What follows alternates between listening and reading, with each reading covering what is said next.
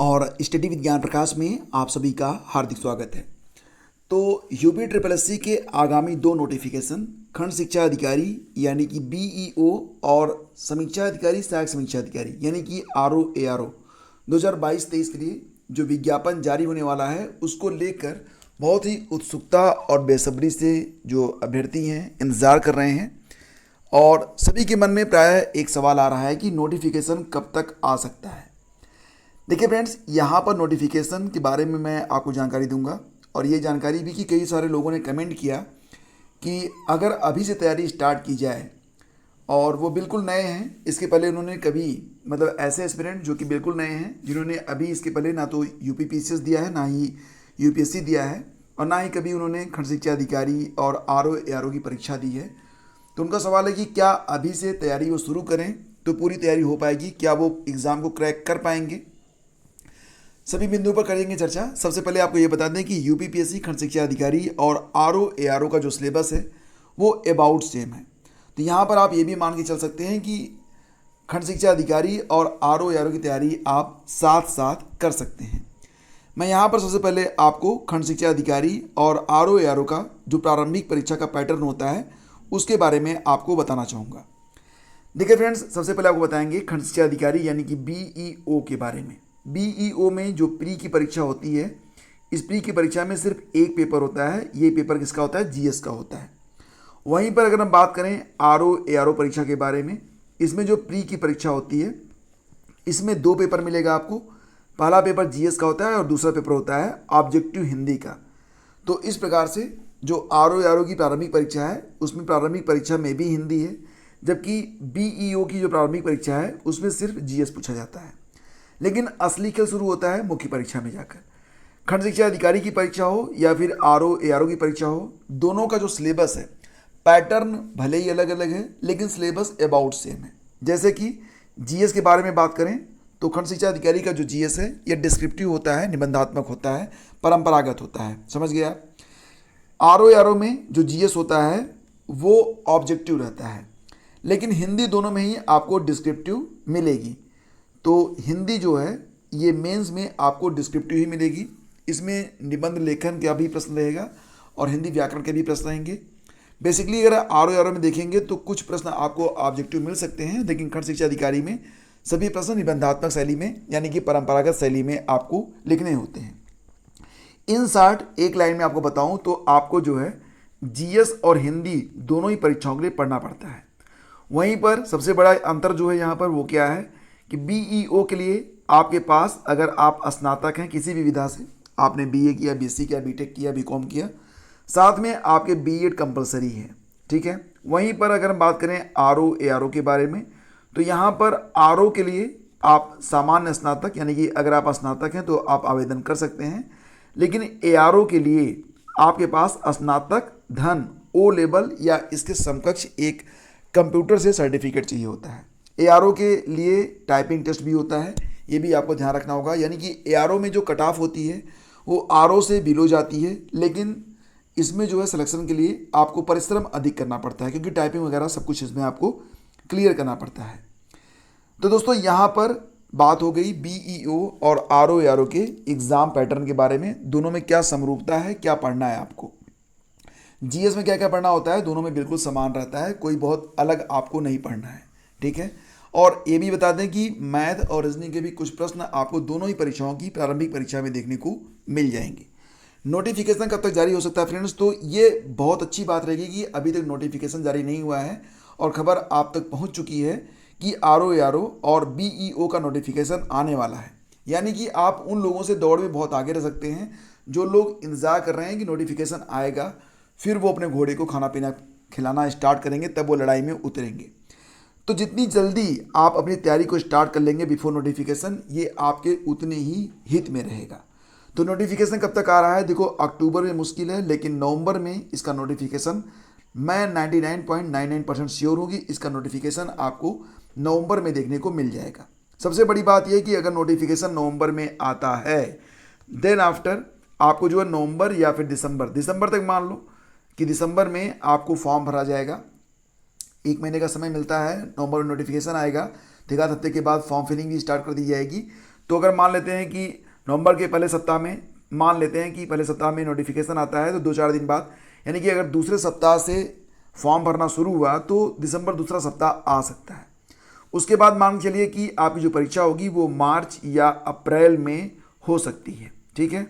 और इसी के साथ ये भी याद रखिएगा कि यूपी पीसीएस जो लोग देना चाहते हैं, यूपी पीसीएस 2023, उनकी प्रारंभिक परीक्षा भी होगी। कब होगी ये परीक्षा? आपकी जो डेफिनेटली जून या जुलाई में हो जाएगी। ये परीक्षा बेसिकली जो है, जो यूपीएससी की प्रारंभिक परीक्षा होती है उसी के इर्द गिर्द होती है। इर्द गिर्द का मतलब ये कि जब यूपीएससी की परीक्षा हो जाएगी तो उसी के 1 हफ्ते 2 हफ्ते के बाद यूपी पीसीएस की परीक्षा भी करवा ली जाती है।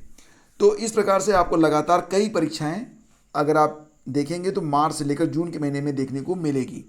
और इसके लिए अभी जो समय आपको मिल रहा है वो लगभग पर्याप्त है। अगर आपको ये लग रहा है कि आप बिल्कुल नए अभ्यर्थी हैं, बिल्कुल फ्रेश हैं, आपने अभी तक यूपी पीसीएस या फिर यूपीपीएससी की कोई भी परीक्षा नहीं दी है और आप अभी से तैयारी करना चाहते हैं, तो बिल्कुल आप अभी से तैयारी करें तो कर सकते हैं। इसके लिए आपको क्या करना होगा कि इसके लिए सबसे पहले देखो, जो भी परीक्षा आपको देनी है उसका सिलेबस आपके सामने हमेशा रहना चाहिए, ठीक है। अगर आप पीसीएस दे रहे हैं, आरओ दे रहे हैं या फिर खंड शिक्षा अधिकारी दे रहे हैं, बीईओ, तो तीनों का सिलेबस आप ज़रूर देखें। सिलेबस में बहुत अधिक समानता है, तो इससे आपको ये पता लगता रहेगा कि क्या क्या चीज़ें सभी के लिए कंपलसरी हैं, क्या स्पेशल है जो कि एक परीक्षा के लिए ज़रूरी है, दूसरे में वो चीज़ नहीं पूछी जाती है। तो यहाँ पर जो लोग बहुत ही पुराने अभ्यर्थी हैं वो लोग भी और जो नए अभ्यर्थी हैं वो लोग भी, सिलेबस को देखना ये आपकी रणनीति का एक अहम हिस्सा होता है। यानी कि सिलेबस वेरी इंपॉर्टेंट। इससे क्या होता है कि आपके दिमाग में चीज़ें हमेशा बनी रहती हैं कि क्या पढ़ना है और क्या नहीं पढ़ना है।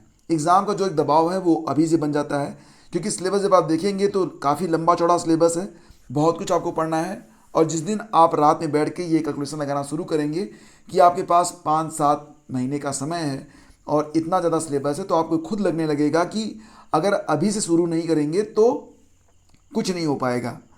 तो कहते हैं ना कि भोर के समय आगे न बढ़े तो धूप के समय हैरान होंगे। तो परीक्षा निकट आ जाएगी, उसके बाद आप क्या करना शुरू करेंगे कि आप कुछ प्रैक्टिस सेट ले लेंगे और कुछ वैसी चीज़ें पढ़ना शुरू कर देंगे, टू द पॉइंट पढ़ना शुरू कर देंगे। कुछ मैजिकल क्लासेस भी उस समय यूट्यूब चैनल पर चलने लगती हैं कि यहाँ से पढ़ लो, 12-12 घंटे की क्लासेस। मैं तो समझ नहीं पाता हूँ कि लोग पापा वीडियो की 12-12 घंटे का वीडियो वॉच कैसे कर लेते हैं। इंसान का दिमाग 45 मिनट से लेकर 60 मिनट तक ही जो है कंसंट्रेट रह सकता है, उस पर 12 घंटे का जो वीडियो मिलता है लोगों को। और मैं देखता हूँ खूब सारे लोग देखते हैं, वॉच भी खूब करते हैं। कैसे पता नहीं, ये तो वही लोग जाने, उनका जादुई मस्तिष्क जाने। लेकिन मैं आपसे यही कहूँगा कि रोज़ 12 घंटे पढ़ने का टारगेट मत रखिए। जब भी आपका मन पढ़ने को हो, सबसे पहले अपने मन से ये कहें कि 10 मिनट पढ़ के उठ जाऊँगा। ये 10 मिनट जब आप पढ़ने बैठ जाएंगे, जब आपका मन लग जाएगा, कब 1 घंटे में बदल जाएगा आपको पता नहीं चलेगा। तो छोटे छोटे टारगेट अभी से बनाकर स्टडी को स्टार्ट कर दीजिए। सिलेबस जो है उसको देख लीजिए और अपना पूरा जो सिलेबस है उसको कई खंड में बांट दीजिए और उसके लिए छोटे छोटे टारगेट आप सेट करिए कि पहले से लेकर दूसरा चैप्टर 1 हफ्ते में, दूसरा से तीसरा चैप्टर 2 हफ्ते में। इस प्रकार से तैयारी करेंगे तो अतिरिक्त बोझ भी आपके ऊपर नहीं पड़ेगा, मन भी लगा रहेगा और तैयारी आपकी अच्छे से हो जाएगी और लास्ट टाइम आप रिवीजन भी कर पाएंगे। सबसे अहम बात जो आपको बताना चाहूँगा वो ये है कि नोट्स बनाना स्टार्ट कर दीजिए। नोट्स ही आपके लास्ट टाइम रिवीजन में काम आते हैं। जो लोग खूब पढ़ाई करते हैं लेकिन नोट्स नहीं बनाते हैं तो उनके लिए तो बड़ा मुश्किल है। दूसरी बात ये आपको बता दें कि ठीक है, आजकल ज़माना आ गया है कि बहुत सारे लोग लैपटॉप पे काम करते हैं, इसके अलावा आपके पास टैबलेट भी हो सकता है। तो टैबलेट में भी मैं देख रहा हूँ कि आईपैड के टैबलेट आते हैं आजकल, ये काफ़ी सस्ता हो गया है, मतलब 27-28 हज़ार में आपको मिल जाता 9 जनरेशन। तो जो लोग सक्षम हैं वो लोग खरीद पाते होंगे। दूसरी बात है कि सैमसंग के भी टैबलेट काफ़ी सस्ते हो गए हैं। तो सैमसंग का जो टैबलेट है एक S6 लाइट करके आता है, उसमें एक सैमसंग पेन मिलता है। ये टैबलेट लगभग 20,000 रुपये में आपको मिल जाता है।